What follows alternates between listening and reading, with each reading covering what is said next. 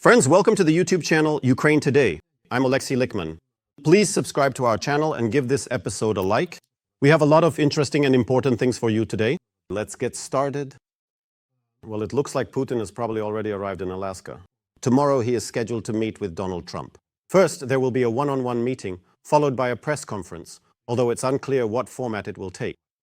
Putin brought his entire state entourage to America: Lavrov, Ushakov, Belousov, Dmitriev. At the same time, Trump is talking about very severe consequences if Putin does not agree to end the war. Meanwhile, the American press reports that a meeting between Trump, Putin, and Zelensky could take place at the end of next week. Washington is already looking for a venue to host it.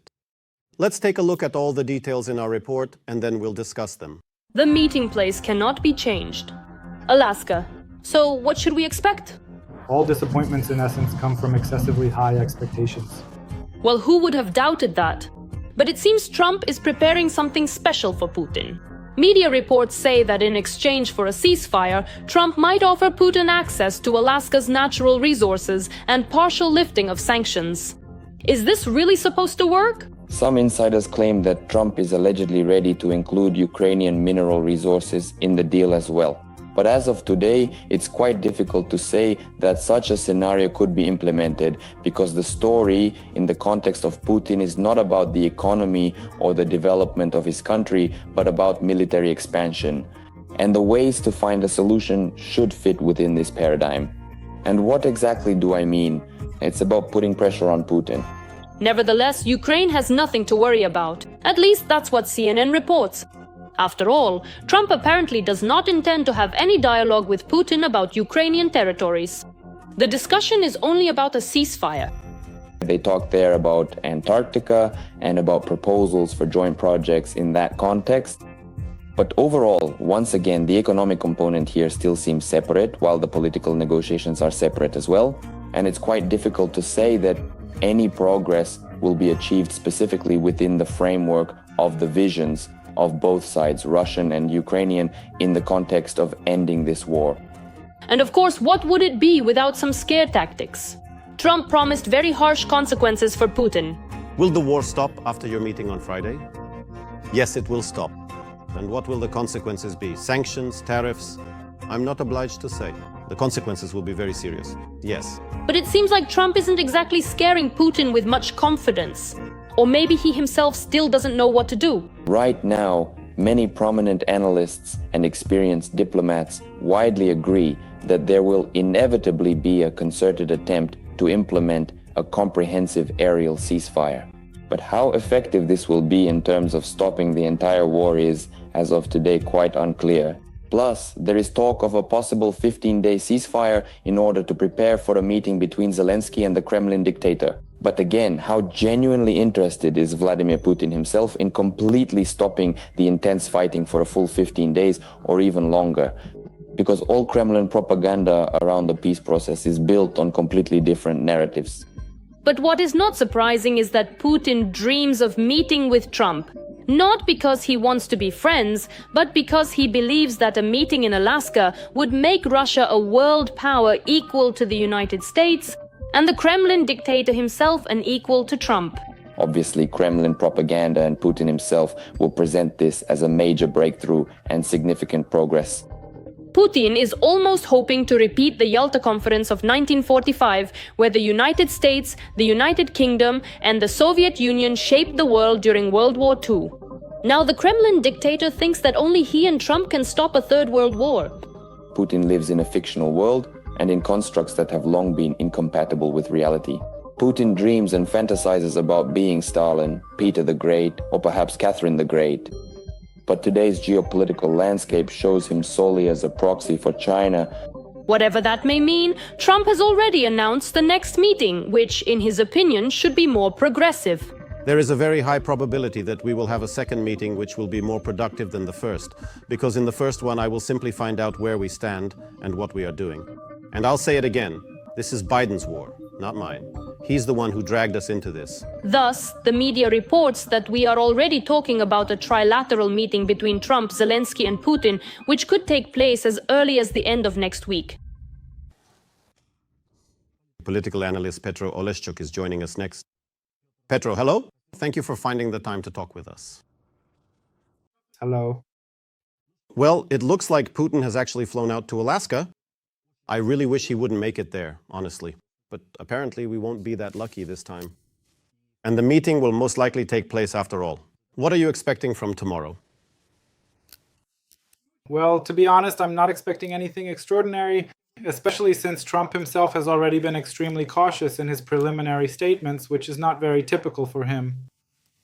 He's already saying that he seriously doubts any kind of immediate ceasefire will be successfully achieved right away. He's also making certain significant comments about possible widespread failures, meaning he's clearly not confident that any major, lasting agreements will be reached in the near future. However, it is clear that Putin himself is taking this meeting extremely seriously. He brought with him a rather impressive delegation, including ministers. So it's quite obvious and abundantly clear that he genuinely sees this upcoming meeting as something truly and profoundly important. It can be reasonably assumed that President Putin will undoubtedly try to carefully steer this significant and crucial meeting toward addressing various pressing issues concerning the complex and multifaceted US-Russia relations, extending well beyond the ongoing and deeply impactful war in Ukraine. In other words, he will clearly and unequivocally try to offer some significant incentives to the United States for restoring their cooperation, such as providing access to relevant and valuable areas related to natural resource extraction. There is also a clear mention of the distinct possibility of discussing the so-called Northern Sea route and other potential mutually beneficial incentives. That is, he will probably try in this situation to buy Trump, so to speak, with some attractive offers in the field of US-Russian cooperation. However, there is a certain problem here. Most of what Putin will promise Trump has, in a way, already been promised to China. And this, I think, will create certain, let's say, difficulties. Moving on. There is another point related to these negotiations, the composition of the delegations. As I already mentioned, the Russian delegation is quite high profile, including the Minister of Defense and several people close to Putin. On the United States side, as announced, the delegation will include Secretary of State Mark Rubio, Vice President J.D. Vance, and Steve Witkoff. Well, honestly, I can't say that the delegation is being received very positively, at least because it doesn't include the special representative for negotiations with Ukraine, Keith Kellogg.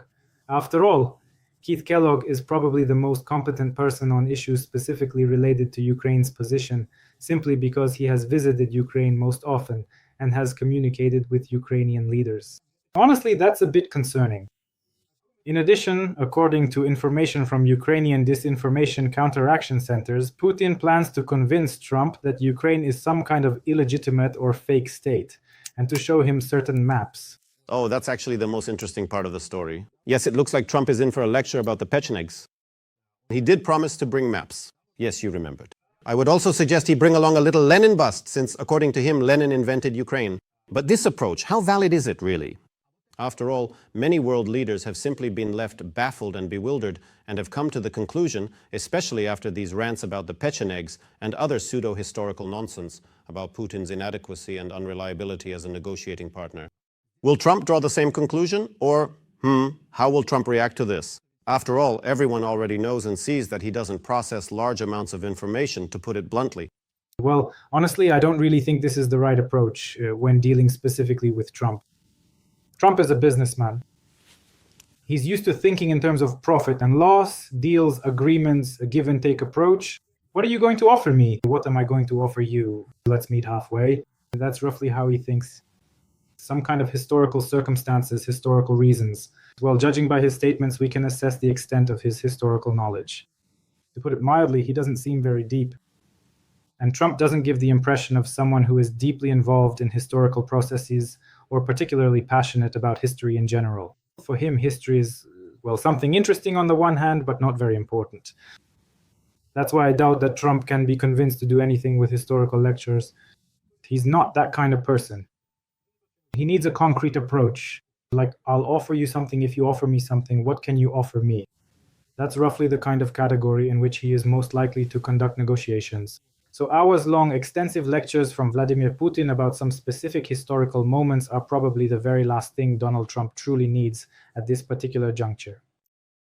The war in Ukraine might just be a cover for this meeting so that these proposals can be voiced and to legitimize the meeting itself. which may ultimately boil down to some business interests, while the war, will be discussed as a 10th priority.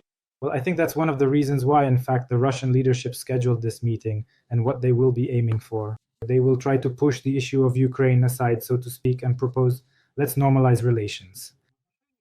You lift the sanctions and we will give you access to some resource deposits. That way, everyone benefits, everyone makes a lot of money. So as for the issue of Ukraine, let's just put it off.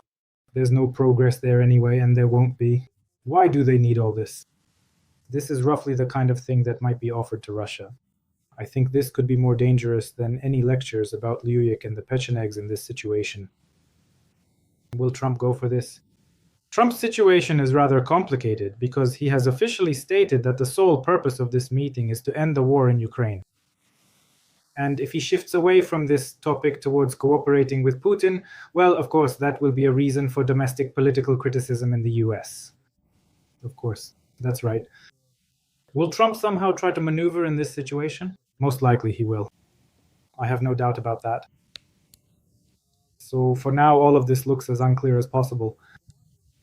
All the more so since the Russian side has already stated that no specific documents are planned to be signed as a result of this meeting. In other words, it's clear that they are planning. On their side, they are clearly planning some agreements, but obviously at this stage, they don't really want to formalize them. For one reason or another. So it's abundantly clear that these agreements may not be entirely formalized or made publicly available to everyone, which is often the case. And how could this affect Trump? You said that he will have to maneuver. What is he risking today in the eyes of his voters, roughly speaking? Trump's voters are a diverse group of people. That is, there are voters who, let's say, are very skeptical about any issues that go beyond the borders of the United States and believe that the United States should not get involved in anything outside the US, meaning they should focus on their own domestic problems.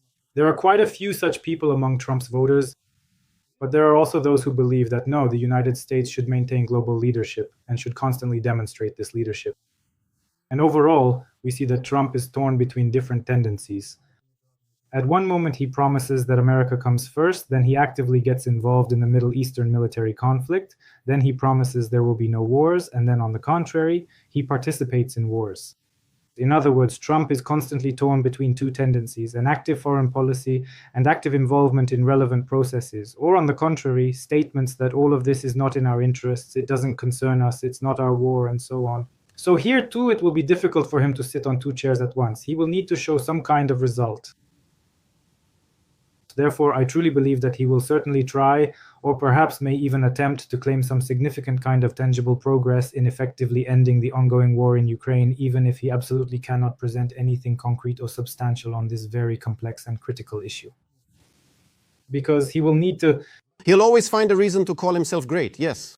Of course, yes, of course. Is Putin risking anything at all? No, for Putin, well, he is risking. He's only risking one thing, his own paranoia. I'm sure that for him, paranoia is a very serious challenge. Recently, a photo was published showing that 12 Pantsir systems are positioned around his residence in Valdai. So, of course, Putin is extremely worried about his life, about any conspiracies. I think that's why he drags such a huge number of officials with him so that, God forbid, no one could plot against him. And so he travels, or rather flies, there mostly over Russian territory. I think Alaska was chosen, among other reasons, to meet Putin's requirements, not to fly too far from Russian territory, not to fly toward Europe.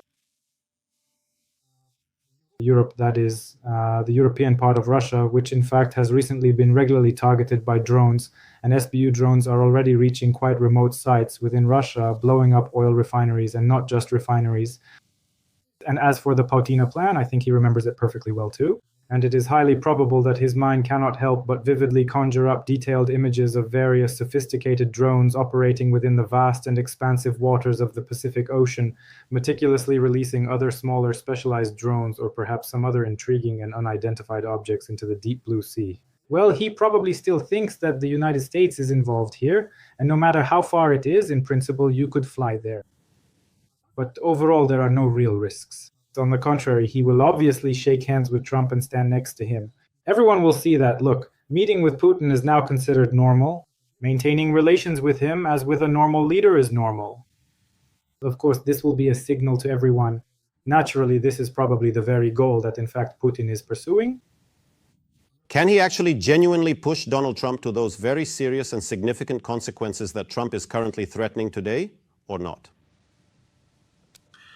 Well, so far we haven't seen any such examples.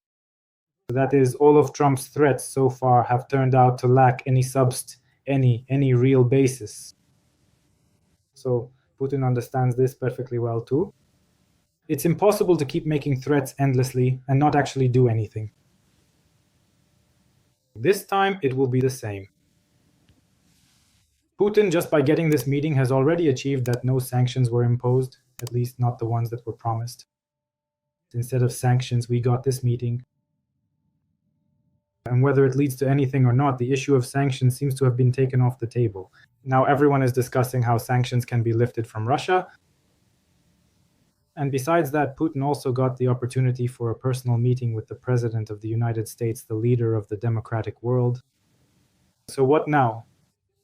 Now everyone will meet with him calmly, and he can present himself as a world leader. Do you genuinely think there will be a significant number of people wanting to meet with President Putin? Well, there will be some. Overall, this has never really been a particularly significant problem because if you possess a substantial amount of financial resources, it genuinely opens up many advantageous doors and opportunities.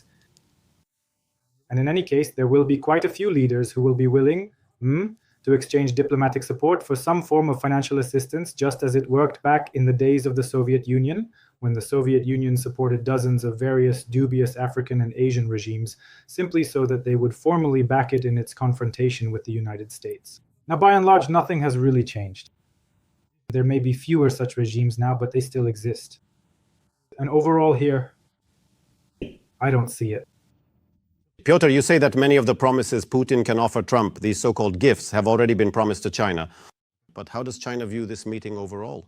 How did she even let his vessel go to meet with the American president, and what will he do next? Already now, they are saying that they plan to pursue peace in Ukraine in their own way? That's a good question. China really isn't making any particular statements. And apparently before agreeing to this meeting, Putin spoke with Xi in advance. But we all perfectly understand that at the core of these attempts to normalize relations between the US and Russia are precisely the US's efforts to pull Russia away from China and reorient it toward themselves. And one way or another, a meeting between Putin and Trump without Xi Jinping cannot help but affect China's interests. And what China will do about this, to be honest, I don't know. But the fact that they will do something about it is certain. If, for example, there are any signs of Russia turning toward the US, of course, China will respond to that. In other words, China is unlikely to calmly watch as someone takes away what they have come to consider their own legitimate protectorate. That's why I think the China factor could unexpectedly come into play in this situation. And then there's the possibility of a three-way meeting. A meeting between Putin, Zelensky, and Trump, which the American president has mentioned. How realistic do you think this is? Will Putin actually agree to this meeting, which he doesn't need and which he fears? And if so, where could it take place and what might the outcomes be? Trump once again said some interesting things. He said that if there is progress, then he will call Zelensky. And if there is no progress, he won't call anyone. That's it. So Bubochka will be offended. It's possible, for example, that he might say there is no progress specifically on this issue and that they will discuss some other topics. Again, Russia consistently continues to throw out various theses, supposedly those very ones that could potentially serve as a fundamental basis for completely resetting diplomatic relations entirely outside the pressing issue of the ongoing war in Ukraine. For example, President Putin recently stated that they will discuss a new and comprehensive treaty on strategic arms control, a crucial agreement which Russia unilaterally withdrew from, and accordingly is now significantly escalating this complex issue. Theoretically, this could be a topic that Trump might take up and say, well, of course, the war in Ukraine is bad, I'm not happy about it, but right now we have more important issues, for example, strategic arms control. So now we're going to discuss this and sign the appropriate agreement. Everything will be just great. Then in this way, the US will be much better protected. So it is quite entirely possible indeed that this particular attempt by the Russian Federation to thoroughly sell former President Trump on the compelling idea of a complete and comprehensive reset in their diplomatic relations without adequately addressing the ongoing brutal war in Ukraine could, in some significant and unexpected way, ultimately come to a surprising fruition. But Trump, unlike Putin, is still not the leader of a dictatorial regime. He is, after all, to some extent dependent on civil society and on American politics. And I doubt that such an idea will inspire much admiration among many in American politics. That's why, one way or another, Trump will still have to maneuver between his desire to reset relations with Putin and the fact that, in any case, this could affect his domestic political standing. He will take that into account as well. But can he just wash his hands of it? Could these two play out a scenario with conditions that are unacceptable for Ukraine, which the Russian Federation would put forward? Ukraine would naturally reject them, territorial concessions, for example. And that would give Trump a reason to say that Ukraine doesn't want peace talks, so I'm washing my hands of it, I'm stepping away. That's possible too, but again, he will primarily weigh the domestic political risks. In other words, he could have done this earlier, but he hasn't because it would immediately trigger criticism and accusations that he has failed in foreign policy and so on. He probably doesn't really want that.